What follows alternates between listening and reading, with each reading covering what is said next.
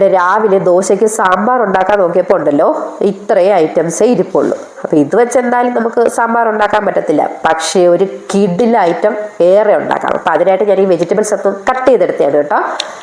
ഒരു ക്യാരറ്റ് ഉണ്ടായിരുന്നു, ബീട്രൂട്ടിൻ്റെ ഒരു ചെറിയ കഷ്ണം, പിന്നെ ഉള്ളി, വെണ്ടയ്ക്ക, ഉരുളക്കിഴങ്ങ്, പിന്നെ ഇഞ്ചിയും വെളുത്തുള്ളിയും ചെറുതായിട്ടൊന്ന് അരിഞ്ഞ് വെച്ചു. പിന്നെ നമ്മുടെ തക്കാളി എടുത്ത് വെച്ചു, 2 പച്ചമുളക്. ഇതിനെല്ലാം കൂടെ ഉണ്ടല്ലോ പ്രഷർ കുക്കറിലിട്ടൊന്ന് വേവിച്ചെടുക്കുമ്പോൾ നല്ല ഭംഗിയാണ്, നല്ല കളർഫുള്ളായിട്ടിരിക്കും കേട്ടോ. അപ്പോൾ അതേണ്ട പിന്നെ ഒരു ചട്ടി എടുത്ത് വെച്ചിട്ട് അതിനകത്ത് കടുകും കുറച്ച് ജീരകവും കൂടിയിട്ടൊന്ന് മൂപ്പിച്ചെടുത്തിട്ടുണ്ടല്ലോ. അതിനകത്തോട്ട് ഒരു ഏലക്കയും ഒരു ചെറിയ പീസ് കറുവപ്പട്ടയും. ഇവിടെ ഗരം മസാല അധികം ആർക്കും ഇഷ്ടമല്ലാത്തതുകൊണ്ടാണ് കേട്ടോ അങ്ങനെ നമ്മൾ ചെയ്യുന്നത്. അപ്പോൾ അതിനകത്തേക്ക് നമ്മൾ വേവിച്ച് വെച്ച വെജിറ്റബിൾസ് എല്ലാം കൂടെ തട്ടിയിട്ടിട്ടുണ്ടല്ലോ, അതൊന്ന് വെള്ളമൊക്കെ പറ്റിച്ച് നല്ലതുപോലെ ഒന്ന് കുറുക്കിയെടുക്കണം കേട്ടോ. നല്ലപോലെ പറ്റി കഴിയുമ്പോഴത്തേനും നമ്മൾ അതിനകത്തേക്ക് കുറച്ച് തേങ്ങാപ്പാൽ ചേർത്ത് ആവശ്യത്തിന് ഉപ്പ് ചേർക്കണം കേട്ടോ. നമ്മൾ വേറെ ഒരു പൊടി ഐറ്റംസ് ഇതിൽ ചേർക്കുന്നില്ല.